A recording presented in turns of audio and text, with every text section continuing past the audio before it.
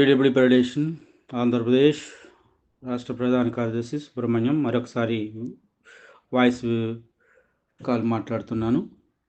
మరి ముఖ్య గమనిక, ఇప్పుడు జరుగుతున్న సదరం వెరిఫికేషన్లో మీకు ఎందుకంటే కొంతమందికి అవగాహన లేక తక్కువ పడుతున్నారు, ఇబ్బంది పడుతున్నారు. ముఖ్యంగా ఏమిటంటే, మీరు మీ ఇంటికి వచ్చి ఒక నోటీషన్ అనేది ఇచ్చి వాళ్ళు రిసీవ్ చేసుకొని మిమ్మల్ని ఫోటో తీసుకుంటారు. ఫస్ట్ మిమ్మల్ని మీకు ఇచ్చినట్టుగా రిసీవ్ చేసుకుంటారు. అది గవర్నమెంట్ పెడతారు. ఒక కాపీ ఇస్తారు మీకు. వాళ్ళకి నోటీస్ ఇచ్చాం, మీరు వెరిఫికేషన్ చేసుకోండి అని సచివాలయం నుంచి వెల్ఫేర్ ఆఫీసర్ కావచ్చు ఎవరెవరు వచ్చి మీకు ఇస్తారు. ఇచ్చిన దాన్ని ఏ డేట్ అయితే ఇస్తారో ఆ డేట్ లోపల ఇచ్చిన ఆ నోటిఫికేషను జిరాక్స్ ఒక కాపీ చేసుకోండి, ఆధార్ కార్డు జిరాక్స్ ఒక కాపీ చేసుకోండి, సదరం సర్టిఫికేట్ ఒక కాపీ చేసుకోండి.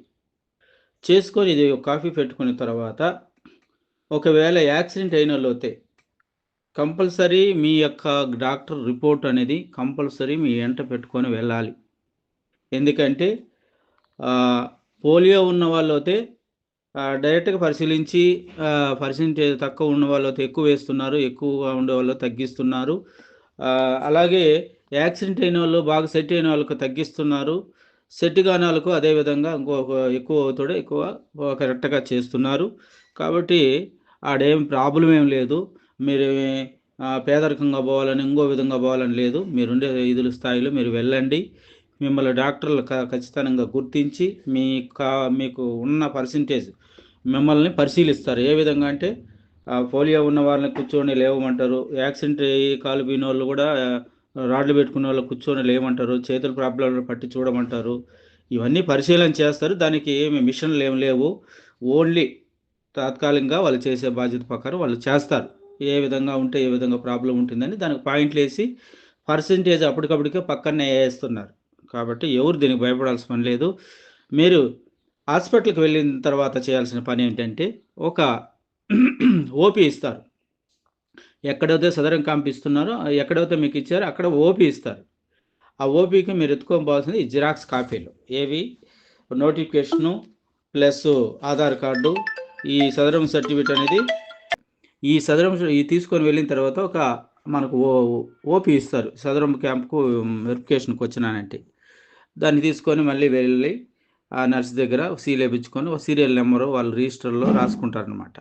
రాసుకున్న తర్వాత నేరు క్యాంపులో పోయి కూర్చుంటే అక్కడ ఇద్దరు ఉంటారు. ఒకరు ఏం చేస్తారంటే ఈ కాగితాలన్నీ తీసుకొని నీ ఫోన్ నెంబర్ రాసుకొని ఆ ప్రూఫ్ అంతా వాళ్ళు కలెక్ట్ చేసుకొని ఫిలప్ చేసుకుంటారు. ఒకరు ఫిలప్ చేసిన తర్వాత పక్కన ఇంకో వ్యక్తి ఏం చేస్తాడంటే ఫోటో తీసి వచ్చారు అటెండ్ అయ్యారు అనేసి ఫోటో తీసుకొని సీరియల్ నెంబర్ ప్రకారము మీ డాక్యుమెంట్ పెడతారు. ఆ డాక్యుమెంట్ ప్రకారం మిమ్మల్ని పిలుస్తారు. పిలిచిన తర్వాత డాక్టరు నడవలేని స్థితిలో ఉంటే మిమ్మల్ని అట్టే కూర్చొనబెట్టి మీకు పర్సెంటేజ్ చూసి మీ పరిస్థితిని చూసి అట్లే పాయింట్అవుట్ ఇచ్చేసి పంపించేస్తాడు. ఇందులో ఎవరు భయపడాల్సిన అవసరం లేదు, బాధపడాల్సిన అవసరం లేదు. కానీ కంపల్సరీ చెప్పిన డేటుకి టయానికి అటెండ్ కాకపోతే మీ పెన్షన్లో అవుతే ప్రాబ్లమే.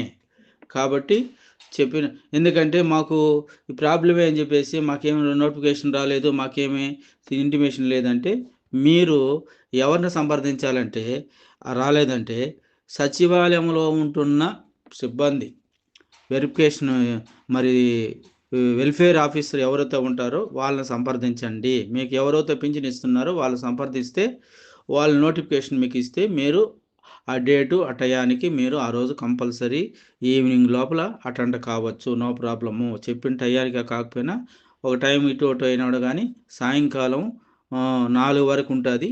మార్నింగ్ 10 నుంచి ఆ లోపల ఎప్పుడైనా మీరు కలిస్తే మీకు వెరిఫికేషన్ చేసి మీది పర్సెంటేజ్ కూడా పెరగచ్చు, తగ్గచ్చు, జెన్యూన్గా వేస్తారు. దానికి మిషన్లు పెట్టి ఏం చెకప్ లేదు. జనరల్గా డాక్టర్లే చెకప్ చేసి మీకు పర్సెంటేజ్ ఇస్తారు. ఇది విషయం వెరిఫికేషన్. కాబట్టి దీన్ని అందరూ సద్వినియోగం చేసుకోండి. దీంట్లో ఏదైనా ఎవరికైనా ప్రాబ్లం అవుతే ఏదైనా డౌట్ ఉంటే నాకు ఫోన్ చేయొచ్చు, లేదు గ్రూప్లో కాకపోయినా నాకు పర్సనల్గా మీరు అడగచ్చు. మీకు తెలియపరుస్తాను. ఎందుకంటే మీకు తెలియని విషయాలను తెలియపరుస్తాం. అందుకే మన పీడబ్ల్యూ ఫెడరేషన్ ఉంది. కాబట్టి మీరు అందరూ ఏం కంగారు పడకుండా అందరూ వెరిఫికేషన్ చేసుకోవాల్సిందిగా కోరుచున్నాను. Thank you all.